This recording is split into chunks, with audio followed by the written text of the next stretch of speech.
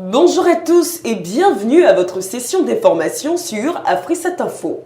La confusion règne toujours au pays des hommes intègres. Après la déchéance de Blaise Compaoré, le Burkina Faso n'est toujours pas situé sur son nouvel homme fort. Le dimanche, l'opposition s'est réunie à la place dite de la Révolution à Ouagadougou pour dénoncer l'accaparement du pouvoir par l'armée. On en sait plus dans ce reportage de Noélie Richard. Après la chute de Blaise Compaoré et la désignation par l'armée après moult tractations du lieutenant-colonel Isaac Zida, l'on aurait pensé que le Burkina Faso avait trouvé une issue finale à la crise qui le traverse. Crise née de la volonté de Blaise Compaoré de modifier l'article 37 pour se maintenir au pouvoir après 27 ans de règne. Mais à la lumière des récents événements, il apparaît que le pays des hommes intègres est loin d'avoir trouvé une solution à la vacance du pouvoir puisque l'opposition a appelé dimanche à une manifestation pour dénoncer la confiscation du pouvoir par l'armée et demander une transition civile. Cette manifestation a créé une nouvelle situation confuse au Burkina puisque des tirs ont été entendus autour de l'office de radio et de télévision du Burkina Faso pour disperser la foule qui tentait d'y pénétrer après que le général Kwame Lougué se soit présenté à la télévision pour dire qu'il prenait la tête de l'État. En bref, le président de la Communauté économique des États de l'Afrique de l'Ouest, CEDEAO, a appelé dimanche au dialogue entre toutes les parties impliquées dans la transition politique au Burkina Faso. Toujours en bref, selon un communiqué officiel de la présidence de Côte d'Ivoire, Blaise Compaoré s'est installé vendredi avec sa famille à Yamoussoukro, capitale politique de la Côte d'Ivoire, dans une résidence d'État pour hôtes étrangers. Par ailleurs, Alassane Ouattara a rencontré le président déchu Compaoré le samedi pour un tête-à-tête qui a duré 2 heures. Le 2 novembre est désormais décrété par l'ONU comme étant la journée internationale contre l'impunité des crimes contre les journalistes. Sa première édition a vu le lancement par Reporters sans frontières d'une campagne intitulée Fight Impunity. Des détails avec Noélie Richard. La première journée internationale contre l'impunité des crimes contre les journalistes a été célébrée ce 2 novembre, date que l'Assemblée générale de l'ONU a fixée pour s'élever chaque année contre l'impunité des crimes commis contre les journalistes. Cette journée mondiale initiée par les Nations Unies en la mémoire des journalistes français Ghislaine Dupont et Claude Verlon ont pour objectif d'interpeller les pouvoirs publics sur le sort des journalistes dans le monde. Dans le cadre de cette première journée internationale, l'organisation Reporters sans frontières RSF a lancé une campagne intitulée Fight Impunity. Cette campagne s'appuie sur le site internet fightimpunity.org qui permet d'interpeller personnellement les dirigeants de pays dans lesquels les journalistes ont été assassinés, emprisonnés ou portés disparus. Via ce site, chaque internaute peut envoyer un message sur l'adresse mail ou le compte Twitter de l'un des présidents ou chefs de gouvernement d'un pays concerné par un crime commis contre un journaliste. Ouvrons la page économie de ce journal avec l'étude menée par la Banque africaine de développement BAD qui fait état de la hausse du quota des populations de classe moyenne en Afrique. 370 millions appartiennent à la classe médiane du continent. Des précisions avec Noélie Richard.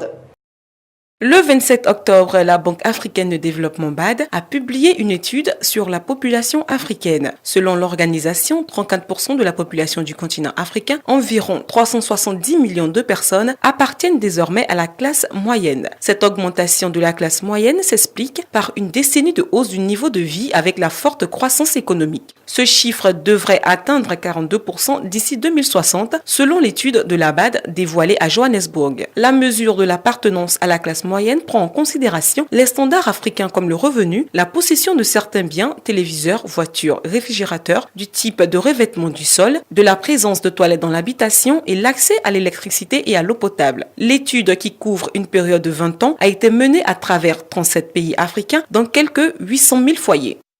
Le Rwanda a décidé de mettre en avant la numérisation de ses transactions financières. Le pays a compris le rôle important des TIC dans tous les secteurs de l'économie et de la finance. On en parle avec Alex Mokhtar.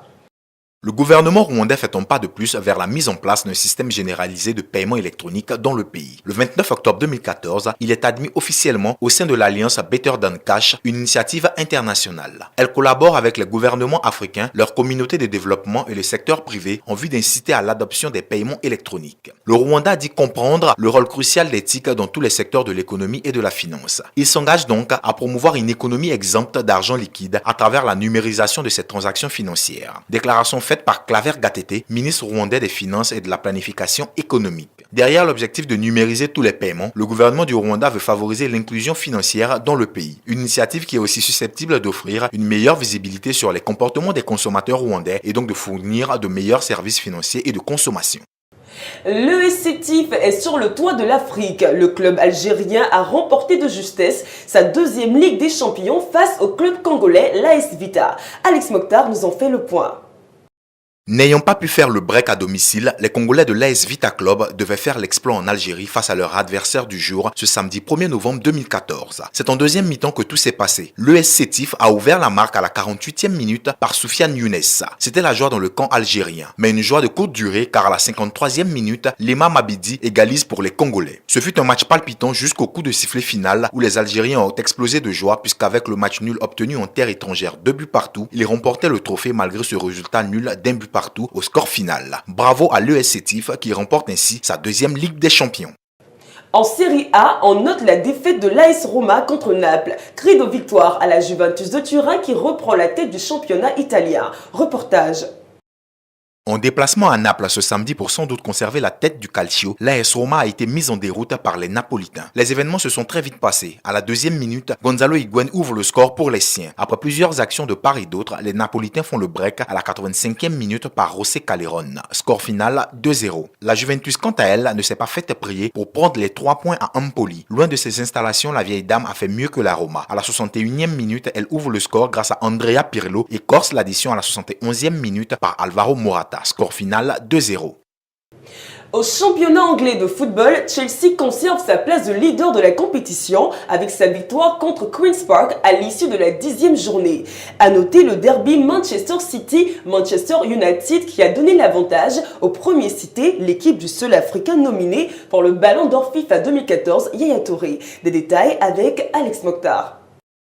La 10e journée du championnat anglais s'est déroulée ce week-end. Le choc qui opposait les Citizens aux Red Devils s'est soldé par une simple victoire des coéquipiers de Yaya Touré grâce à un but de l'international argentin Agüero à la 63e minute. Chelsea qui recevait QPR n'a pas tremblé et s'est imposé grâce au magnifique but d'Oscar à la 32e minute et de Eden Hazard sur penalty à la 75e minute. Les Gunners d'Arsenal, quant à eux, s'en sont sortis grâce à un festival de buts 3-0 à domicile au cours de la rencontre qui les opposait à Burnley. Quatrième défaite de la saison par contre en seulement 10 journées pour Liverpool, battu à Newcastle 1-0. Au classement, les Blues de Mourinho, invaincus en 10 journées, restent toujours en tête avec 26 points, suivis de Southampton et Manchester City qui totalisent respectivement 22 et 20 points. Les Poulains d'Arsène Wenger occupent quant à eux la 4e place. Les Reds de Liverpool sont à la 7e place avec 14 points et les Red Devils de Manchester United à la 9e place avec 13 points. En NBA, LeBron James de Cleveland sort de son dernier match la tête haute pendant que Kobe Bryant s'incline face contre terre avec tous les joueurs des Lakers face aux Warriors. Des éclaircissements avec Noélie Richard. Surpris par les Knicks de New York avec un énorme Carmelo Anthony sur leur parquet. Lors du premier match, Cleveland voulait rapidement faire passer ce faux pas. C'est chose faite le vendredi 31 octobre. En déplacement à Chicago, James et ses coéquipiers ont livré un match digne des playoffs score 114-108 avec un LeBron très en forme, 36 points, 8 rebonds, 4 passes et 4 interceptions. Les Bulls ont perdu Derrick Rose, blessé à la cheville. Auteur d'un bon match face aux Golden State Warriors, Kobe n'a pas pu donner la victoire aux siens malgré ses 28 points et 6 rebonds. C'est plutôt Klay Thompson, le néo-champion du monde, qui s'est bien illustré ce samedi avec un record personnel en carrière, 41 points et 5 rebonds, justifiant ainsi son nouveau contrat qui vient d'être paraphé avec la franchise de 70 millions de dollars pour 4 ans. Et puis on termine ce journal dans la sphère showbiz. 20 ans de carrière, ça se fête et Gilles Touré, styliste modéliste ivoirien, l'a bien compris. Il célébrera un 5e de siècle de féerie ce 8 novembre. Apprenons à connaître l'homme dans ce récit d'Alex Mokhtar. Né le 4 octobre 1973 à Abidjan, Gilles Touré, dont l'amour pour les métiers de la mode débute certainement à la naissance, habillait déjà ses professeurs. En pleine adolescence, il manifeste auprès de ses parents son désir de devenir styliste modéliste. Après le baccalauréat et une licence en sciences économiques, il s'inscrit à Paris dans une école internationale de stylisme-modélisme. Il en sort major de sa promotion et bénéficie ensuite d'un stage chez Paco Rabanne. Adulé depuis plusieurs années par les femmes de Côte d'Ivoire grâce à ses collections toujours féeriques, il s'apprête le 8 novembre prochain à célébrer ses 20 ans de carrière. carrière. Pour l'occasion, Gilles Touré prépare un nouveau défilé où il présentera 150 tenues vestimentaires issues de son répertoire de chefs-d'œuvre. Rappelons que Gilles Touré a été honoré par un Cora Fashion en 1999. Il était sacré meilleur créateur de mode. Halloween, fête célébrée la veille de la Toussaint, a donné lieu à diverses manifestations. Au Mexique était en vogue la dame squelette Katrina ou encore des crânes en l'honneur du défunt poète José Emilio Pacheco. Rose Alibeda.